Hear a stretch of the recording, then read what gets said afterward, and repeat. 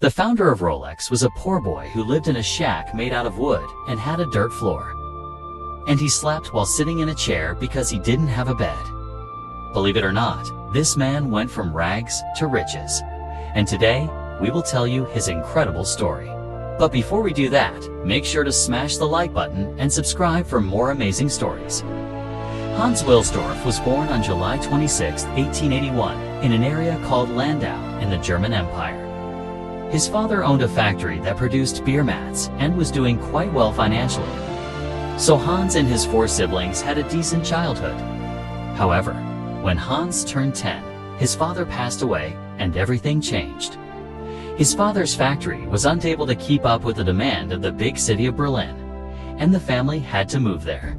They rented a small apartment which they shared with another family, and young Hans had to work as a delivery boy to help his mother make ends meet. He saved up some money and started working at a watch factory as a trainee. Hans was really smart and had a lot of ambition. So he quickly climbed up the corporate ladder and, by age 20, became the director of the watch company he worked at. But something was missing. Hans wanted to make his own watches instead of just being a cog in the machine of a large corporation. In 1900, he met a guy named Alfred Davis, who was a watchmaker, and together they started their own watch business. This was the start of Rolex. For a few years, everything was going great until World War I broke out. The war caused major supply chain problems, and Hans and Alfred were unable to get the parts they needed to make watches anymore. So they decided to move to Switzerland, where Hans had family. When he moved to Switzerland, he bought an apartment in a small town called Wallishafen. At this point in his life, Hans was still poor, and his apartment didn't even have a bed, so he slept while sitting in a chair. But he was a hard worker and spent most of his time making watches. In 1908, he created the first Rolex watch, and in 1910, he founded the Rolex company. The early years were tough, but Hans was determined to succeed, and he soon got some major media attention.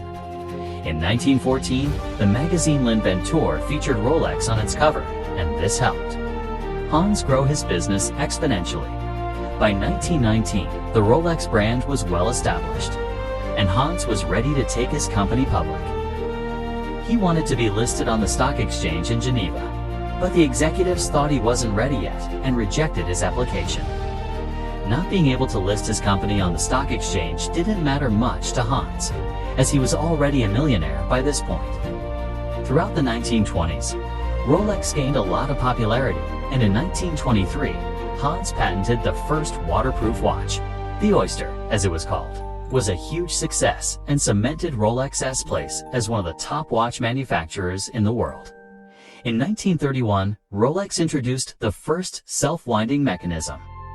This innovation allowed the watch to wind itself and was a huge hit among watch enthusiasts. Over the next few decades, Rolex continued to innovate and release new models that became iconic in their own right. Today, Rolex is one of the most successful watch companies in the world. It's a status symbol worn by the rich and powerful. It's also one of the most counterfeited brands out there. But despite all the imitations, a real Rolex is still a thing of beauty and quality. Now, here's a fun fact. Did you know that every Rolex watch has a unique serial number?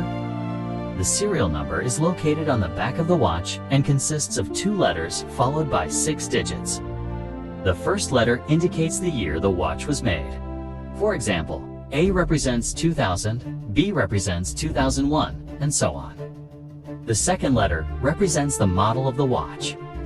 There are only a few models that have been produced over the years, such as Datejust, Submariner, and GMT Master.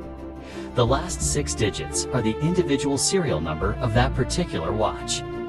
Thanks to these unique serial numbers, we can track the history of any Rolex watch back to its original owner.